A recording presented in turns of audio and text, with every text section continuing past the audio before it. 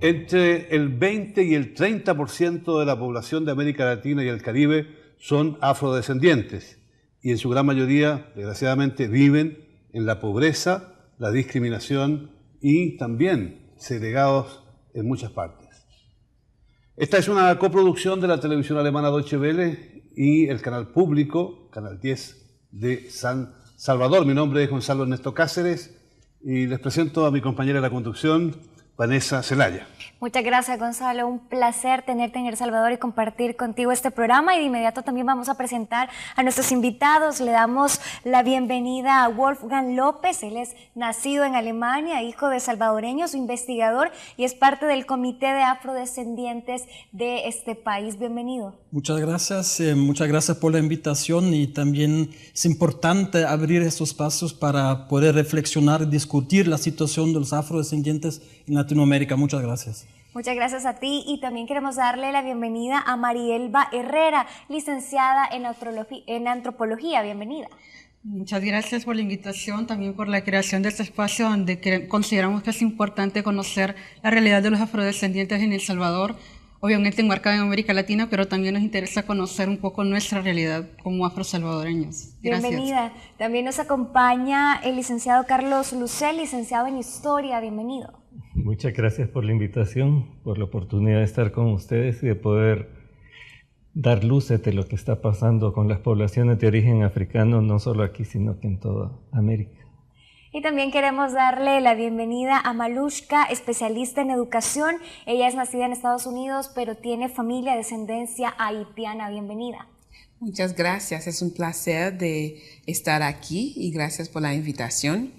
Y estoy feliz de poder compartir la experiencia del Caribe y también de ser afrodescendiente en Centroamérica.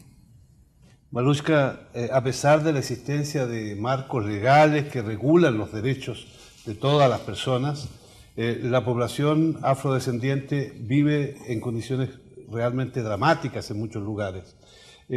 ¿Cuál es, desde tu punto de vista, esa realidad? ¿Cómo vives tú la discriminación también, la actitud que algunos tienen en contra de los afrodescendientes?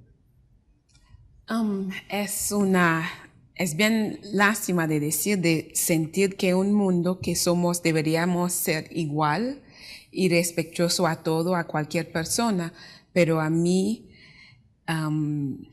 es parte de mi vida cada día, que me levanto cuando voy a un nuevo lugar a saber cómo me van a recibir, si la gente van a querer acercarse de mí o no responder y todo, pero a ver la región y de ver que hasta ahora estamos en este siglo XXI, que no hemos llegado a tener una inclusión social a todos los niveles, es triste.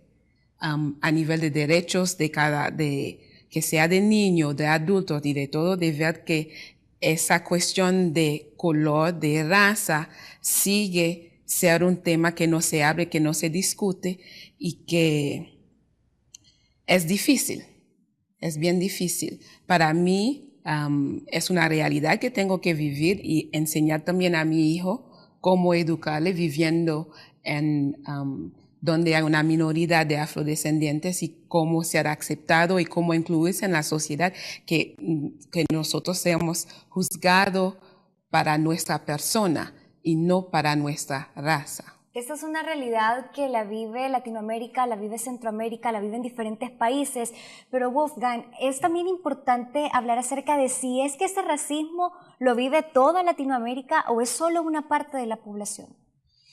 Bueno, hay racismos también en contra de los pueblos indígenas, ¿no? Y de hecho, desde una perspectiva de la historia, ¿no? Las exclusiones sociales, políticas, económicas, culturales, siempre, y la construcción de un otro totalmente diferente, esas son específicamente contra los pueblos indígenas, los pueblos afrodescendientes, también los pueblos de descendientes asiáticas, y dentro de estos pueblos también no es diferente si uno es un afrodescendiente de color de piel claro o un afrodescendiente de color de piel oscuro.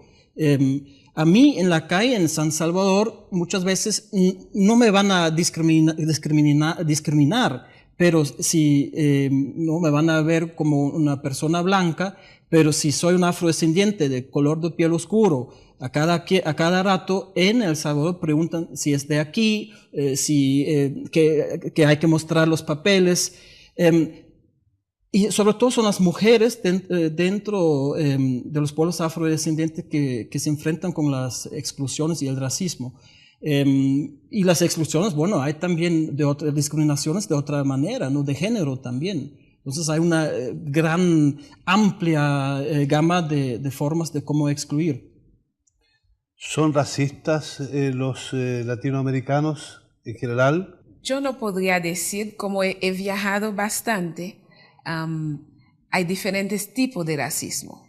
He vivido en Estados Unidos, he viajado en Europa, he viajado en Centroamérica, varios países del Caribe. Así se vive de una manera bien diferente que si uno está, por ejemplo, en un país a predominancia de descendencia anglosaxón. Así es un poquito diferente, pero sí hay dentro de la cultura, hay como un tipo de clasificación.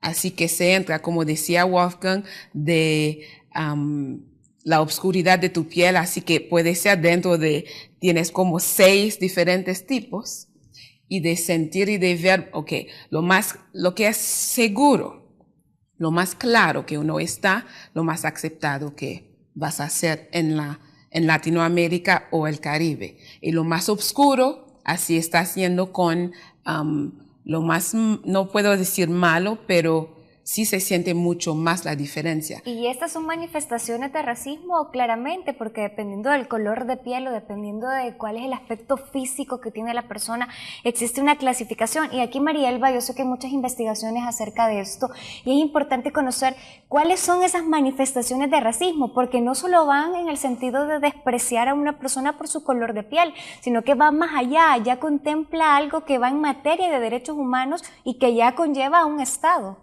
Claro, lo que pasa es que durante años hemos tenido la idea de la colonización y de que ser blanco va a ser lo mejor aceptado dentro de una sociedad. Entonces, esta idea del racismo ya la traemos desde pequeños. Hace un rato estábamos hablando con unos compañeros y era la visión que desde pequeñitos nos dan juguetes blancos y no negros, como para empezar a tener esa idea de que lo blanco va a ser lo mejor. Dentro de las investigaciones que se han realizado aquí en El Salvador, pues obviamente lo hemos podido identificar. Estas ideas de racismo, como tú lo decías hace un ratito, no solo va en función del color de la piel, sino también a veces en prácticas culturales. Y eso lo tenemos arraigados desde la infancia prácticamente. Todavía nosotros tenemos esa deuda de trabajar un sinfín de investigaciones que nos lleven a revertir esta historia que hemos tenido durante cientos de años. Y en función de esto, pues creo que esta visibilización de ser afrosalvadoreños o ser afrodescendientes en América Latina nos va a llevar al reconocimiento de los derechos humanos, ya sea hombre, mujer, niño, en fin, cualquiera de las personas dentro de una sociedad tendrían el derecho a la educación, a la salud pública y a un sinfín de derechos, valga la redundancia, a las que todos deberíamos tener acceso y gozar libremente.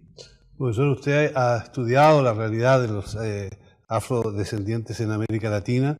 ¿Y qué nos puede decir al respecto? ¿Cuál es el cuadro general que usted ha podido reconocer y cuáles son las condiciones en que vive esta enorme cantidad de compatriotas latinoamericanos y caribeños y centroamericanos? Primero, en América Latina yo creo que ha habido como una negación de la presencia o de la ascendencia africana que tienen todos los pueblos de América Latina. Excluyendo quizás a Brasil, donde es evidente la presencia de origen africano, los demás países han negado y han omitido y hemos hecho el héroe de la historia al mestizo, que recoge lo mejor de lo mejor de lo español y lo mejor de lo indígena. Y ahí tenemos, y todos nos creemos mestizos. Sin embargo, durante el periodo colonial hubo mucha migración forzada, obviamente, de esclavos africanos.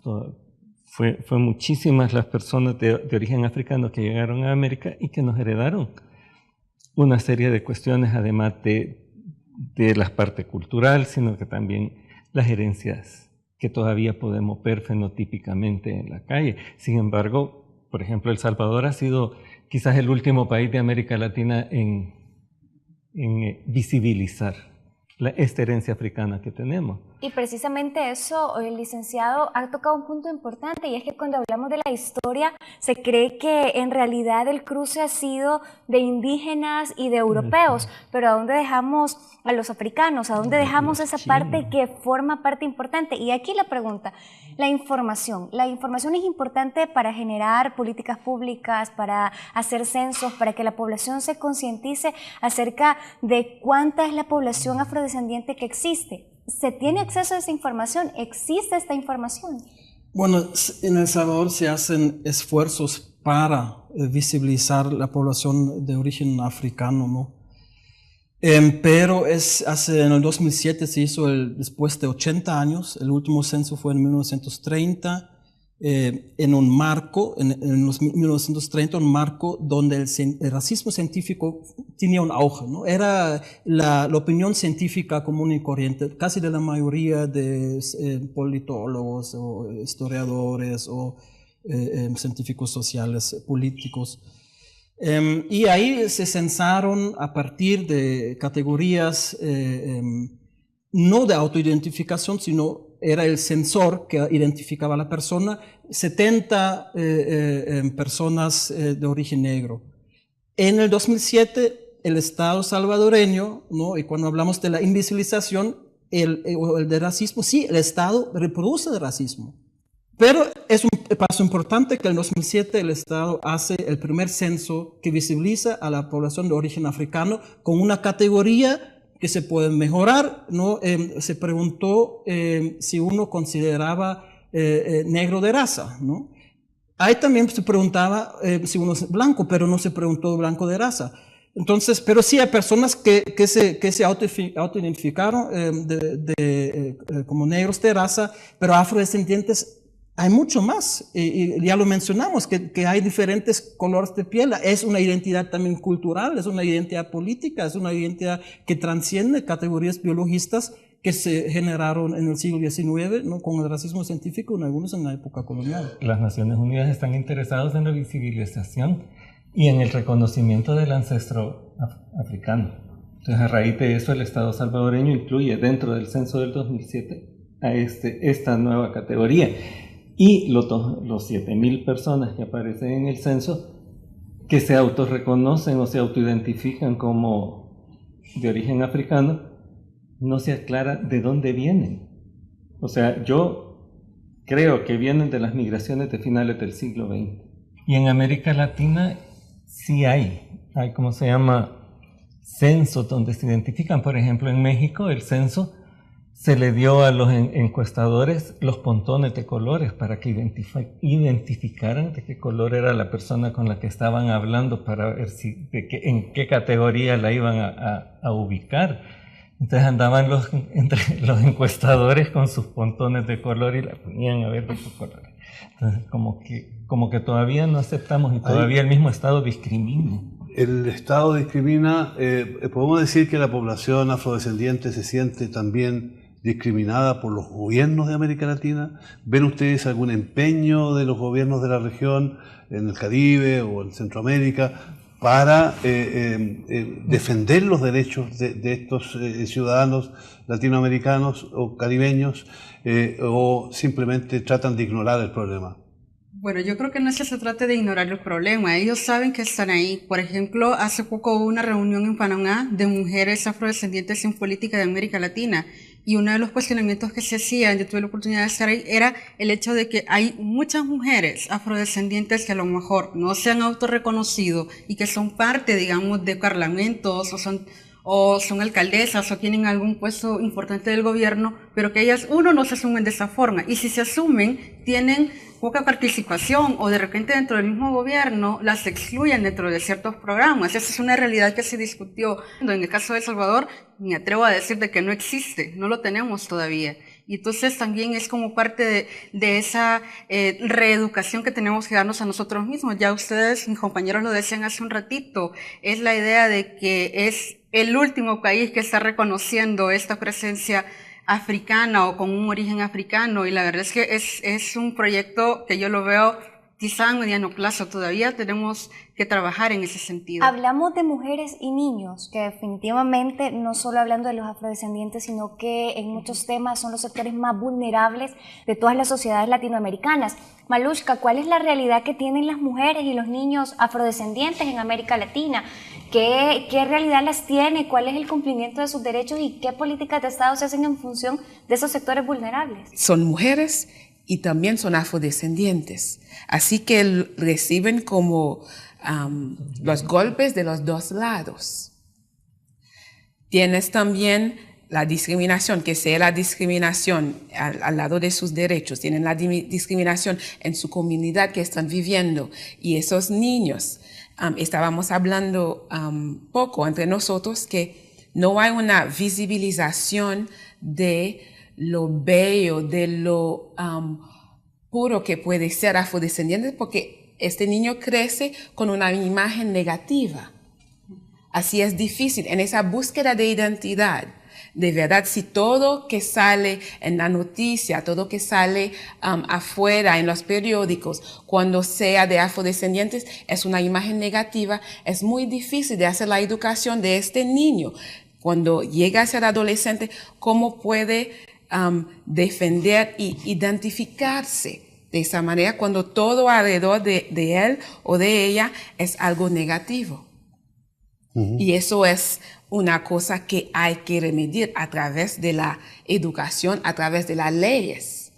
Porque tener un libro, por ejemplo, de tener niños que vean a libros, como decía Marielba, que los personajes son blancos, los personajes no representen su propio color o su comunidad y todo eso, no se puede identificar.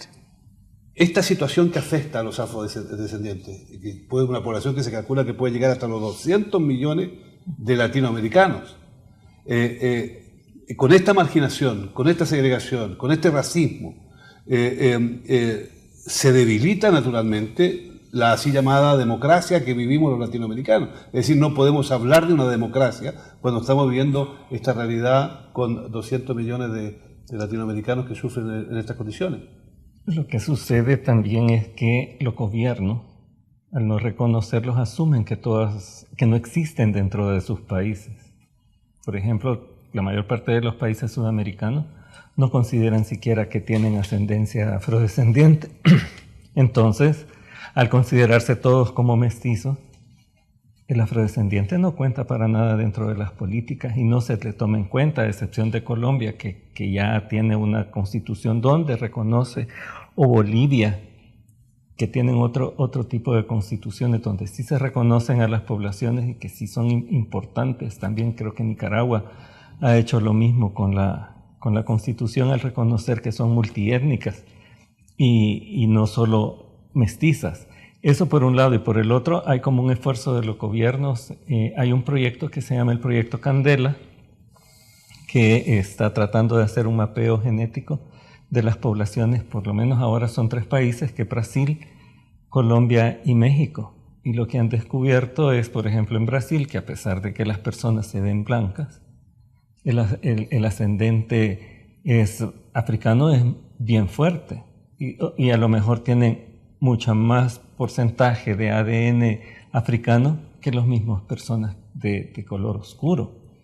En México igual, o sea, se ha determinado en qué lugares se quedaron, se establecieron y están viviendo ahí. Entonces, yo creo que todo eso como que está permitiendo a los países latinoamericanos entender que no solo somos mestizos, sino que hay una serie de componentes de poblaciones y en este caso no solo las poblaciones afrodescendientes, también hay que considerar las migraciones chinas, las de los árabes, o sea, muchas poblaciones migraron a América Latina y nos han formado. Pero aquí surge una pregunta, Marielba, y es ¿por qué a pesar de todos estos esfuerzos, por qué a pesar de que organismos internacionales están realmente buscando visibilizar a este tipo de poblaciones, por qué realmente no se avanza? ¿O usted considera que han habido esfuerzos significativos de los estados para evitar esta exclusión social? Pues yo creo que, como decía Carlos, hay algunos países que sí han tenido ese avance. Sin embargo, es una de las luchas constantes que están teniendo muchas de las poblaciones. Por ejemplo, hay lugares en América Latina donde la evidencia cultural identitaria está bien fuerte y ellos no se reconocen como tal. Por ejemplo, en el caso de Argentina, ellos tienen un culto bien interesante que es a San Benito de Palermo, que es un santo negro. Sin embargo, Argentina todavía no está como reconociendo a los afrodescendientes. Yo tuve la oportunidad de hablar con una de las mujeres encargadas del área de género, precisamente ahí nos decía de que es una labor constante la que ellos tienen. Sin embargo, yo considero de que a nivel de Latinoamérica sí existen esos elementos culturales identitarios que están ahí y que de repente por esa misma idea de invisibilización las pasamos desapercibidas. Se dice que los medios de comunicación son un vehículo ideal para analizar la realidad de una sociedad, para hacer propuestas en el marco de esa sociedad. Mariuska, ¿tú tienes la idea de que los medios de comunicación están cumpliendo su papel? ¿Qué crees tú que podrían hacer para ayudarles a mejorar la situación de discriminación en la cual muchos de ustedes se encuentran? Creo que los medios de comunicación no han hecho 30% de lo que podrían hacer para ayudar a la inclusión y a la tolerancia de los afrodescendientes. Al contrario, el sensacional se vende. Así que los medios de comunicación está haciendo ahora el contrario, porque lo que van a escoger para presentar y compartir son cosas negativas. Así que eso son cosas que es como meter aceite al fuego y no están haciendo cosas para enfriar, para ayudar, para educar a la sociedad, a la población sobre la historia, de hacer búsqueda, de ver, esos son los modelos, eso es la historia de los afrodescendientes en Guatemala, eso es el viaje que tomaron para llegar a la costa. Así, compartir toda esta historia podría ayudar, pero los medios de comunicación tienen el poder de ayudar, de visibilizar de verdad al pleito de los afrodescendientes y a cambiar la imagen que el resto de la población y del mundo tiene sobre los afrodescendientes. Así sería bueno que usaron eso para descubrir, para hacer documentales, presentar de verdad cuál es la realidad y cómo se comparte todo lo que hay de positivo también en los diferentes países. Y ahora, Wolfgang, es retomando un poco lo que dice Mariuska, y es también el papel que juegan las sociedades y el reconocimiento, el trabajo que tiene que hacer cada persona en el racismo, en la exclusión social, porque creo que esto es un tema de racismo. Hablamos de los afrodescendientes, pero históricamente han habido poblaciones y sociedades que han sido excluidas y que ha habido un nivel de racismo que hasta el momento lo vivimos y lo viven las comunidades afrodescendientes. Sí, es algo es interesante, ¿no? Como usted preguntó sobre los avances, ¿no? ¿Por qué no hay avances, ¿no? Es igual que lo que comentó Mariuska, ¿no?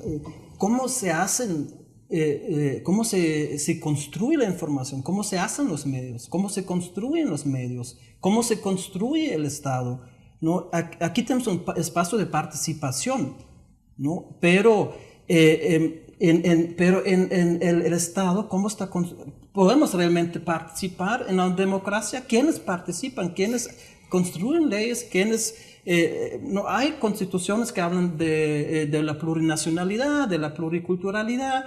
Pero una cosa es tener las normas y otra cosa es realizarlos. Entonces, pero si dentro de la asamblea no hay personas con una visión participativa de construir una sociedad en conjunto, no van a cumplirse esas leyes. Hay estructuras en Latinoamérica que tienen que ver con autoritarismos, ¿no? de una jerarquización de la sociedad, donde no realmente son procesos colectivos de construir saber, de construir conocimiento, de crear una educación, ¿no? Esos son realmente ver desde la sociedad civil, ¿no? Cómo podemos identificar los racismos que uno reproduce mismo, luego ver en qué contexto están, por qué me construyo así, qué tiene que ver con la situación económica, con las estructuras económicas, las estructuras políticas, sociales y culturales.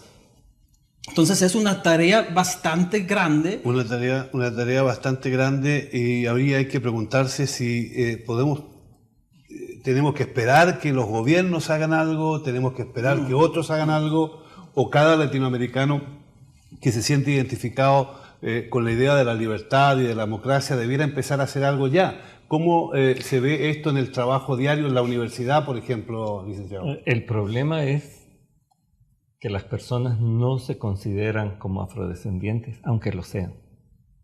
Y no se consideran como afrodescendientes porque estamos metidos en el mundo del mestizo. Y lo que reproducimos, como decía María Elba, es la cultura del mestizo. Entonces, sí hay personas, por ejemplo, que tienen una ascendencia muy pronunciada. Por ejemplo, una estudiante de la Universidad de El Salvador me comentaba la vez pasada que a ella la discriminan por su fenotipo, por la forma en que su apariencia física, y le decían que se fuera de regreso para la República Dominicana, porque era donde la gente piensa que vienen todos los afrodescendientes que habían llegado. Y la muchacha es de San Vicente, de un pueblo de aquí del centro de El Salvador. Entonces, pero ella no tenía ni idea de por qué parecía a ella afrodescendiente. Entonces hay un total desconocimiento, como decía Maluz, de la historia de los afrodescendientes. ¿Por qué están aquí? ¿O cómo llegaron? ¿O qué es lo que pasó? Entonces, mientras no se haga algo, primero para que la gente conozca la verdadera historia, esa historia que se ha venido omitiendo por todos los gobiernos de América Latina que han negado la presencia de los afrodescendientes, aun cuando sea muy evidente, como la es en Guatemala, en Nicaragua, Costa Rica, donde están los carífonas, no, la historia no los toma en cuenta. O sea, la historia oficial de los estados no toma en cuenta la participación de las poblaciones afrodescendientes. Pero además de eso, hay situaciones que son extremas. Por ejemplo, hay países, no lo voy a nombrar, pero uno que está al lado del país de donde tú vienes, donde a las personas de color son consideradas lo último del mundo. Incluso en vez de decir, mira, oye, viene el malo, dicen, viene el negro, ¿no? Entonces, y más todavía, dicen, viene el haitiano, ¿ya? Y el personal que va a trabajar ahí, que le quitan los documentos, que los mantienen encerrados en las plantaciones de caña, etcétera. Entonces, hay extremos que son increíbles. No, el extremo, por ejemplo, en el caso de República Dominicana, son los niños que no tienen identidad. Hay los niños de trabajadores haitianos que migraron allí, que nacen en República Dominicana, no tienen derecho a tener un papel de reconocimiento. Así hay una cantidad.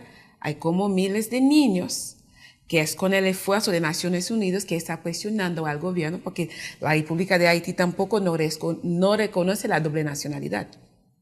Así en Haití no reconocía, hace un año, 6 meses creo que están cambiando esa ley. Así hay niños ahora que no tienen partido de nacimiento porque el gobierno aunque nacieron en República Dominicana, pero no tienen partido de nacimiento. Es todo un plan, así es como que no existen. Pero ¿cuánto falta, Malushka? Aquí nos llama la atención y es el cuestionamiento que nos hacemos como latinoamericanos. ¿Cuánto falta o qué es lo que realmente, qué es esa cuota o qué es esa voluntad que debe de haber para que realmente ese pueblo se sienta reconocido, para que realmente sus derechos sean cumplidos? Estamos muy lejos de llegar a eso. Hace algunos años hablar de este tema creo que hubiera sido realmente un tabú y realmente no hubiera sido un tema, una agenda de sociedad, pero ahora lo es. ¿Qué tanto falta? ¿Cuánto más hay que caminar para realmente reconocer los derechos de los afrodescendientes? La cosa es, la verdad, yo estaba pensando cuando dices, los niños y las niñas no nacen con el racismo, los aprenden de sus padres y de la comunidad. Así que hasta que no llegamos a un tiempo de verdad de cambiar esa mentalidad y de educar y enseñar la tolerancia, la aceptancia y el respeto de cada persona, vamos a seguir en este camino. Así es por la educación de verdad que se va a hacer el cambio en el mundo, en todo el mundo, no solamente América Latina, en el Caribe, pero es con la educación y poner un enfoque grande en esa diversidad, pluriculturalidad que existe, y de respetar a todo eso, que vamos a ver el cambio en el mundo. Bueno, Luzca, tú dices que la educación podría contribuir a terminar con las estructuras actuales que son de discriminación. ¿Es posible hacer eso? ¿Por qué no lo hacen los gobiernos latinoamericanos? Bueno, en parte es porque, creo yo, desde hace tiempo lo venimos analizando también, es parte de esa política de Estado, de exclusión, de negación, de invisibilización. Yo considero de que, por lo menos en muchos lugares de América Latina, la educación es fundamental porque hay que decirle a la gente de dónde viene. Hay que contarles una historia y a partir de eso la gente va a empezar como a cuestionarse quién es, cuál es su origen real. Yo creo que eso nos ha pasado a muchos de los que estamos en este país con este tema reciente de afrodescendientes, que hemos empezado como a entender, hemos empezado a leer que hay otra posibilidad y esta posibilidad nos está llevando a la visibilización. Y obviamente va a ser un proceso largo, totalmente de acuerdo, pero una vez nosotros entendamos quiénes somos, de dónde venimos, empezamos a visibilizarnos dentro de una sociedad y esto nos va a llevar a otro proceso interesante que sería el reconocimiento de la Constitución. Una vez tengamos ese reconocimiento como afrodescendientes o afrosalvadoreños o afrolatinoamericanos, como en muchos países pasa, creo yo que vamos a empezar ya a salir de ese problema, empezar a hablar de tolerancia, de derechos humanos, del decir yo puedo convivir dentro de una comunidad multiétnica, por ejemplo. Ya nos va a empezar a cambiar el panorama. La educación obviamente tiene que ser fundamental y también lo que hablábamos hace un rato es dentro de los programas educativos, dentro de la currícula, hablar también de esta historia que ha sido negada durante tanto tiempo. No estamos hablando de una exclusión dentro de la currícula, sino que es que no existe. ¿Y cómo estos aspectos positivos pueden ir impactando de manera positiva a las sociedades? ¿Qué impacto va a tener en el que crezcamos y que avancemos en políticas de Estado que beneficien, que reconozcan, que visibilicen y que les den un lugar dentro de las decisiones de país a estas poblaciones afrodescendientes? Bueno, va a tener primero un efecto para la población misma, ¿no? Para poder soñar, imaginarse otras vidas, ¿no? Tener su desarrollo personal, tener espacios donde expresar a sí mismo. Así es también de enriquecerse personal y socialmente, ¿no? Que se ha hecho también es robar una historia entera, ¿no? Del propio país, pero también de un continente entero. Estamos hablando de África, ¿no? Si afrodescendientes, estamos hablando de nuestros ancestros que fueron robados desde África, desde culturas, desde etnias. Es un acto violento. Y es devolver a esa historia, devolver a esa cultura milenaria. Y eso tiene un efecto de enriquecer la vida personalmente. Y obviamente también hay que empezar a educar qué es racismo. Muchas veces ni sabemos que somos racistas y hay que empezar que en todas las sociedades, no solamente en Latinoamérica, sino también en Europa, hay racismo. El racismo está ligado también a los proyectos coloniales que se difundió en todos los países del mundo. Y empezar los diversos aspectos a nivel personal, a nivel social, identificar el racismo y también en las luchas son las alianzas de la sociedad civil, de los movimientos sociales y algunas veces son pequeños grupos que se discuten, algunas veces son colectivos, algunas veces son organizaciones. Las exclusiones suceden y en la medida que las personas, la sociedad civil organizada se construyen alianzas entre ellos y con otras personas dentro de las instituciones para construir otra sociedad, ¿no? Es algo creativo, somos seres humanos que nos imaginamos y podemos crear muchos mundos, ¿no? Y eso hay que impulsar y eso se está haciendo. Y es un largo camino, ¿no? Pero ahí estamos, paso a paso. Luzca, crear una nueva sociedad, que esto cambie, que tus hijos no tengan que vivir lo que vivo, los hijos de tus hijos no tengan que vivir esta situación de discriminación y racismo, parece un sueño, ¿verdad? ¿Podrá ser alcanzable? Parece un sueño, pero soy una persona muy optimista. Así que tener la oportunidad como compartir aquí es hacer la educación del resto del mundo y debería ser una obligación para cada ciudadano, ciudadana de querer seguir a soñar, pero de aplicarse y de hacer un cambio. Pero lo que estaba diciendo Wolfgang era muy importante, pero voy a contar una cosa personal. Cuando yo estaba en Guatemala viviendo hace meses y visitando todos los museos, era increíble de ver la historia de los mayas, de ver hasta dónde pudieron ir para sacar toda su línea. Y me ha hecho triste porque yo no puedo hacer eso de una línea de Haití, de todo eso. Así que todos los afrodescendientes, como él decía, es como se ha cortado una parte, se ha robado una parte de tu historia. Y hasta ahora no lo podemos recuperar. He estudiado la historia de Haití y de todo eso, pero mi historia en Haití empieza donde después yo puedo un poquito antes de la independencia y todo eso, pero a ver los pueblos mayas, de ver todo lo que tenían ancestralmente, tradiciones y todo eso, no es el mismo. Uno no se imagina cuando pierdes una parte de ti y tú no lo puedes recuperar, es que vives como que hay una falta de equilibrio, hay algo que falta de ti. Es como que te dicen, estás adoptada, pero tú no sabes quién eran tus padres. Así es, así a pensar. En Haití estamos un poquito mejor que el resto de los afrodescendientes de Latinoamérica y del Caribe, porque ya como con la independencia, así pudieron crear, inventar y todo eso, y de verdad es un país a 95% de afrodescendientes. Así no es el mismo concepto que uno se va a imaginar si va a Colombia, pero sí de soñar para mí, de poder saber de dónde vengo, de cuál país de África soy. Así a veces encuentro a gente y me dije, wow, esa persona parece exactamente a una persona que he encontrado en un otro país, pero no tenemos la menor idea de qué país venimos de verdad y cuál es nuestro origen. Y eso sí sería lindo.